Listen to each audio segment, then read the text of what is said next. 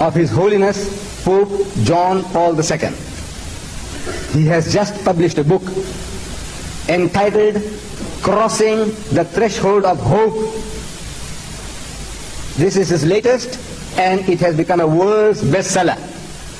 Within weeks of its publication in America, they sold 1,600,000 copies of this. I haven't been able to get the figures for Britain, but throughout the world, millions of copies of this have been sold. And in this book, His Holiness the Pope, he devotes 8 pages to Buddhism, 7 pages to Judaism, and he gives 4 for Islam. The religion which is the closest and the nearest to Christianity, the only religion other than Christianity which makes its followers to believe in Jesus, Islam. And His Holiness the Pope only has 4 pages dedicated for Islam. Buddhism 8, Judaism 7, Islam 4. And he's talking about dialogue. They have sent out to the medias of the world, newspapers of the world, that they want to have a dialogue with the Islamic world. When they talk about the Islamic world, I think they have in their mind especially the Arab Muslim world. What is this dialogue His Holiness is talking about? For the past 10-15 years, every time I've been reading about His Holiness's movements in the different countries of the world, I read that when he went to Turkey, he made a pronouncement that we must have a dialogue with the Muslims. When he went to Nigeria, he said, we must have a dialogue with the Muslims. When he went to Kenya, he said, we must have a dialogue with the Muslims. Who is this we? That's the Roman Catholic Church. They must have a dialogue with the Muslims. And I was waiting. I was waiting for somebody from the Arab world, from the Al-Azhar, going along and having a dialogue with him. From somebody from India, Pakistan, some Alim Allama, going and having a dialogue with him. I'm waiting to read in the newspapers that so-and-so went there and they had a discussion and what they spoke. And I'm waiting, and I'm waiting, and I'm waiting, and nothing happens. Things were happening, but the world didn't know. So I wrote to His Holiness. I said, Your Holiness, you want to have a dialogue with the Muslims. The Holy Quran also tells us to have a dialogue with you.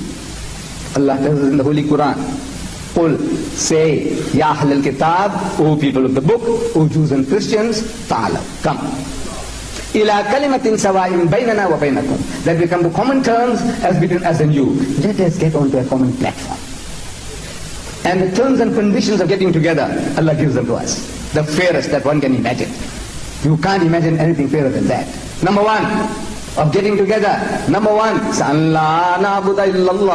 that we worship none but Allah, وَلَا نُشْرِكَ بِهِ شَيْئًا, and that we associate no partners with Him, وَلَا يَتَّخِذَ بَعْضُنَا بَعْضًا أَرْبَابًا مِّن دُونِ اللَّهِ, and that we do not take from among ourselves lords and patrons other than Allah. فَإِن تَوَلَّوْا, but if they turn back, they don't respond.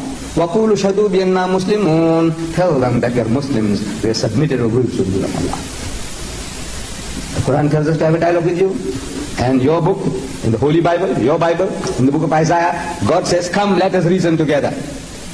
So this is a commandment given by God in the Bible and in the Quran, and I'm prepared to come and have a dialogue with you in the Vatican, in Rome, at your convenience. Time, date, to your convenience. No response. I wrote another letter. No response. I wrote another letter.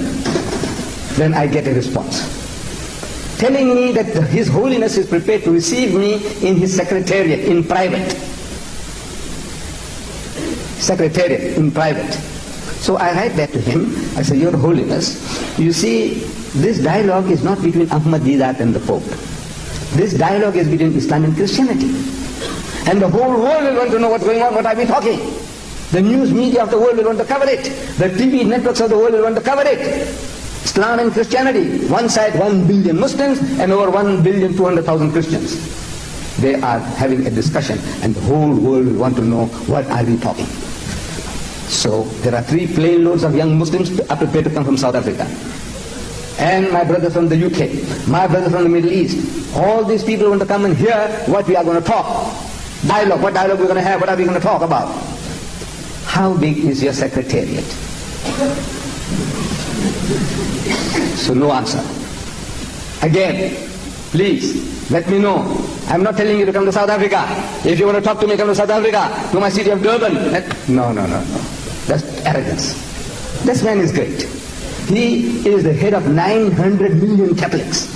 They take him as an infallible person like God. Whatever he says is like the voice of God, the voice of Jesus Christ. His title is the Vicar of Christ. He's the Viceroy of Jesus Christ. Whatever he says is Jesus Christ putting it through him. No, as such, it's arrogance on my part to tell him, hey, you come, talk to me. No, I'm prepared to come over. No response. How big is your secretary? No response. Then I get in the post a picture. This one here.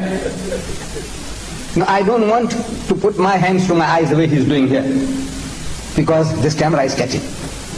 The camera will catch me, and then someday somebody shows the film, so look, deedat is playing hide and seek with people. Look, in Bradford he was doing that. He was doing like a monkey tricks. So I don't. Therefore, I just show it to you. I'm sorry that all of you, you can't see it. It's too far away, but I think it will be available on tape. On the tape, I'm sure people will be able to catch this. So I get this picture in the post, which gives me the answer to what he's doing. He's doing hide and seek with Muslims. The picture comes in the post. Akhi Jibreel couldn't have delivered a better message to me to say, look, you're wasting your time. This guy is playing hide and seek to the Muslims. This picture. One picture is over 10,000 words, says the Chinese. And here, I think it's over 20,000. So, I was disappointed. And I come to Britain.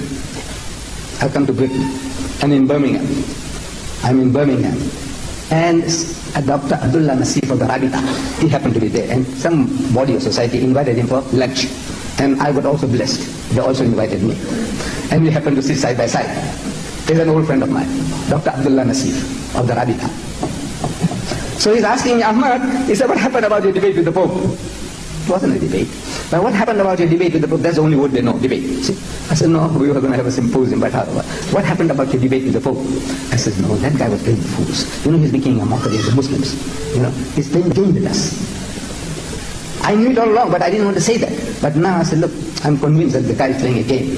So Dr. Abdullah Nasif tells me, he says, he did it to me too. He did it to me too. Look, he doesn't mention that. In those chapters I named, Buddhism, he mentions people that he had discussion with among the Buddhists by name. Judaism, on the subject chapter on Judaism, he speaks about the Jews with whom he had personal discussion. About Islam, not one word about any name, no Muslim name at all. Amazing. Man, you want to have a dialogue with the Muslims, you mean to say you never had any chat with any Muslim? In your experience, not one name. No name!